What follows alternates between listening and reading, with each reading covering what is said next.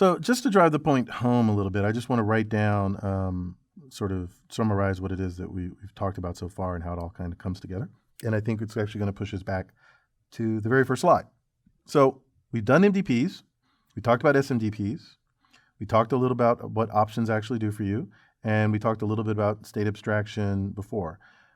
This all brings us to a bunch of neat little facts.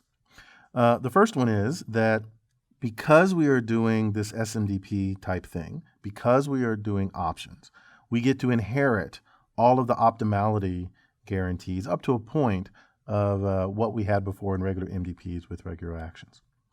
So in particular, we get all the convergence proofs, we get all the stability proofs. In other words, everything is all nice and well and good at SMDP land as it was in MDP land. There's a slight caveat to that, which is worth mentioning, and it's really what you brought up over the quiz, which is, well, if we don't pay attention to all these things and we live around in the option space, are we actually going to be able to really be optimal? Are we really going to be able to solve the problem? Do I need to know all of these things? And the answer is, well, if you got the right set of options in the right kind of world, then in fact, everything's good.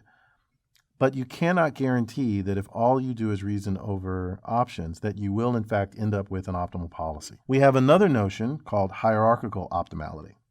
And that's the notion that given the set of options that you have, you can in fact converge to an optimal policy with respect to those options.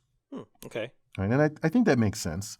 And of course, whether you allow those options to pay attention to all of the state space also affects whether you're going to get the true optimality that you would have, or only a sort of optimality with respect to the particular set of options and the state features that you happen to be paying attention to.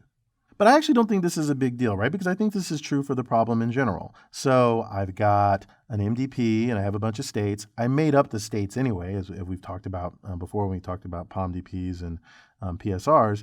It's not clear these states actually exist in some very real sense. I came up with the state features. I described the way the world was supposed to be. There are clearly some ways of describing the state of Pac-Man that make learning easier and some that make it harder, some that allow us to be truly optimal and some that don't. Like if I came up with state features that only track the closest dots to me, I may not be optimal, but on the other hand, it might be easier to learn. And these are trade-offs that we make all the time.